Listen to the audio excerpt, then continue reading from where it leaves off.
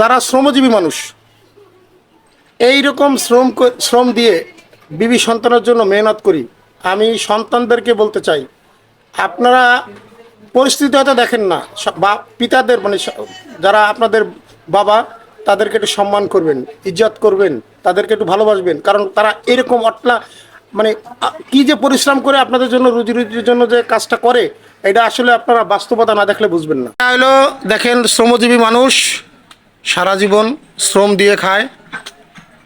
আমরা যারা গরিব মানুষ কি, যারা বলে আমরা শ্রম বিক্রি করি, এই যে এন্ডা আছে বিভিন্ন জেলা থেকে। ভাই, আপনাকে বাড়ি কোন জায়গায়? সবার বাড়ি কি শ্যামনগর? সব সাতক্ষীরা জেলা, এই শ্যামনগর থানার এই এই এলাকা, একই গ্রামের হয়তো আশেপাশের গ্রামের বিভিন্ন জায়গার লোক। এন্ডা দেখেন, এই যে মানে শ্রম বিক্রি করে, এক প্রকারে মাটি কাটে, গ্রাম থেকে আসে। ভাই, আপনাকে কেমন হাজিরা কেমন?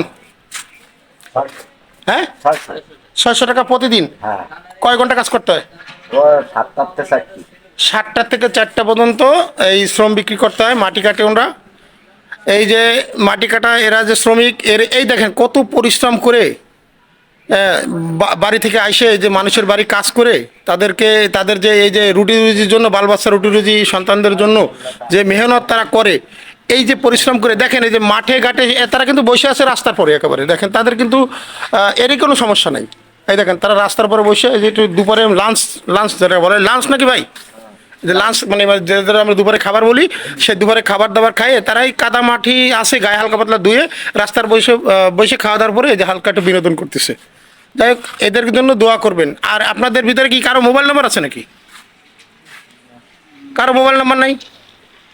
দেখা গেলো যদি আপনাদেরকে কেউ যদি কাজে কর্মে নেয় বা, তাহলে সেই হিসাবে আপনারা মোবাইল নাম্বার থাকলে দেন, আমি এটা দিয়ে দিই আপনাদের এই জায়গায়।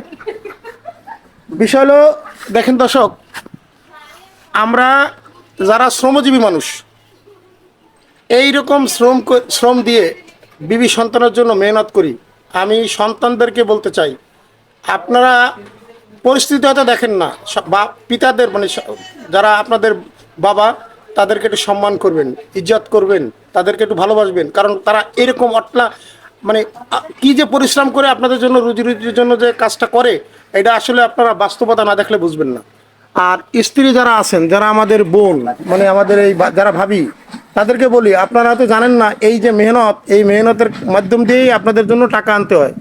তাই আপনারাও তো আপনাদের স্বামীদের প্রতি ভালো আচরণ করবেন। সমাজের বিত্তবানদের কাছে বলি, আপনারা যারা কাজকাম করান লোকজনকে দিয়ে, তারাও এরকম মানুষদের সাথে ভালো আচরণ, ভালো ব্যবহার করবেন। দিন শেষে, কাজ শেষে তাদের মজুরিটা দিয়ে দেবেন, তাহলে তাদের খুশি লাগবে। সারাদিন অক্লান্ত পরিশ্রমের পরে যদি হাজিরা পাইতে রাত 10টা, 11টা, 12টা বাজে, তাহলে আসলে তাদের কষ্ট লাগে।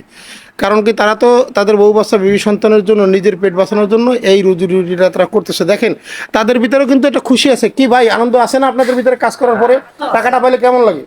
যাই হোক, অবশ্যই আনন্দ লাগে। এই ভাইদের জন্য দোয়া করবেন বেশি বেশি করে। এরা যেন ভালো থাকে, এরা যেন সুস্থ থাকে, এরা আল্লাহ যেন এদেরকে ভালো রাখে, শান্তিতে রাখে। দেখেন কত মেহনত, কত কষ্ট, কিন্তু তাদের ভিতরে একটা আলাদা সুখ আছে। অনেকের কোটি কোটি টাকা আছে, কিন্তু সেই সুখটা নাই, শারীরিক অসুস্থতা, খাইতে পারে না। আর এরা কিন্তু সারাদিন পরিশ্রম করেও ভালো আছে। এর জন্য আমি সবার কাছে দোয়া চাই, সবাই ভালো থাকবেন। আল্লাহ হাফেজ। সবাই বেশি বেশি করে ভাইদের জন্য দোয়া করবেন।